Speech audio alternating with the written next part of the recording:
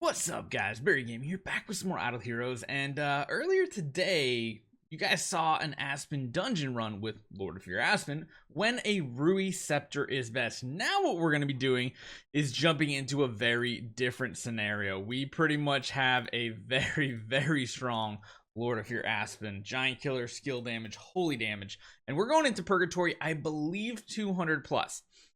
Now here's the thing, if we did go with some sort of like Rui Scepter play up here, we went with like a Speed Stone, we went with full speed enables, we could be faster than the enemy for about 20 waves. After those 20 waves, about 220, we are going to hit a point where we start going second, and this is where we're going to run into the biggest issue. So right here, we have to decide something. Number one, crit attack feels like the better option here to get very high crit chance, basically crit damage cap. Granted, we are going to get some potions for crit damage, so we could go away from that. The big question here is, do we run Mark Purify or do we run Enabling Control Purify? I think we want Control Purify, because if the enemy's going faster than us anyway, Amun-Ra's going to put the mark on us, and then we're going to kill ourselves through our gigantic amount of healing on our active skill.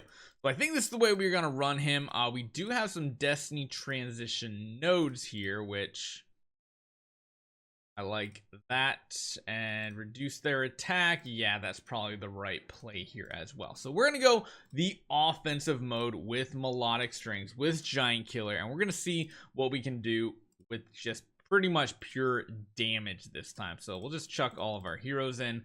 We're really not going to use anybody else but him, but let's see how this turns out. So we got 10 demon potions. That's pretty good. And we ended up with, okay, good. We only had one crit damage potion so far. That's really good. So we're essentially running like 100% crit chance. And of course we have like pretty much maxed out crit damage, decent amount of attack HP, some damage reduction.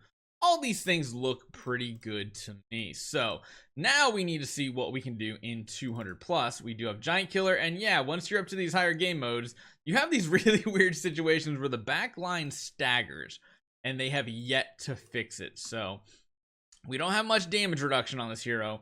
What we do have is a ton of offensive power, and if we can keep taking out some enemies like that, we'll have a pretty good run. Getting to 250 might be a little tricky with this hero because it's not a ton of Destiny transition and such, but it might not be bad. It was just a few months ago, I feel like, that we got up to 250 benchmark, and then we had to push up to 300, which was difficult.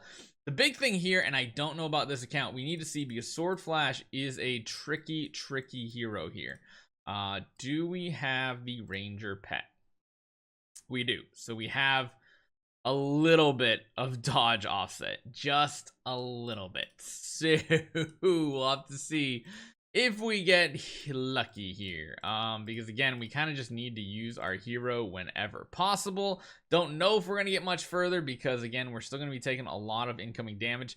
Now the nice thing would be here is we're going to use our active skill on the queen, so I was hoping we were going to get some damage out.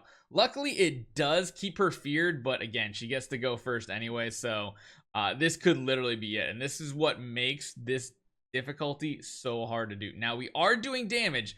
Sadly though, there's also this sun kind of poking damage at us constantly, and eventually we do go down, and that is the biggest reason why speed is an issue. Now we previously got to 219 on this guy. We're still ranked pretty good on this account here, on Lars's account, but as you guys see, a lot of people struggle to get to 250, and it really comes down to, I don't even know if it's right using Melodic Strings. Honestly, I think getting another golden crown on this account is most likely going to be the better play, just getting some tankiness here, but that is something this account is kind of missing, is those tanky artifacts. Unless we got another 2-star here, another 2-star Radiant.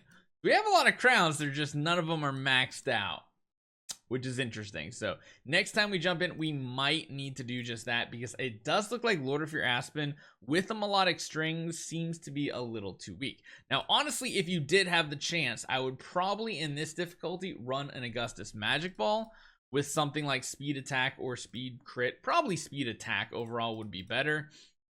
And of course, running speed enables. That way you're at least getting those first 20 stages done pretty easily. But then when you come across certain enemies, it's just a pure loss. Because once the enemies go faster, there's a couple things that are going to happen. One, this healing curse that Amun-Ra is going to use with her basic attack is going to make 100% of our next healing damage. And most of the time we heal on Lord of Your Aspen for more than a full HP bar. If you take a look right here at his active skill, this part right here, after the attack of the target's HP is lower than 40%, deals damage and restores self HP equal to 100% of the damage dealt. That can be an absolute ton of damage.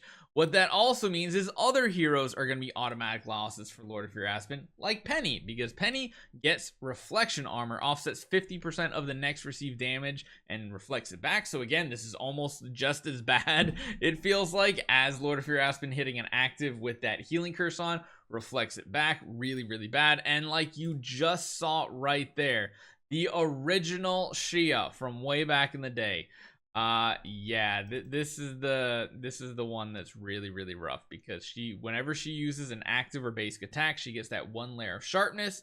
That skill has a 100% chance to dodge the next active skill or base attack, and then deals armor ignoring damage by 750. She does that counterattack, and then she has a chance to, of course, counterattack additional times. And legitimately, this is the one hero where you can get past her. It's not impossible. However, like I showed you guys a little bit earlier, the only way to do that, wrong button, Barry.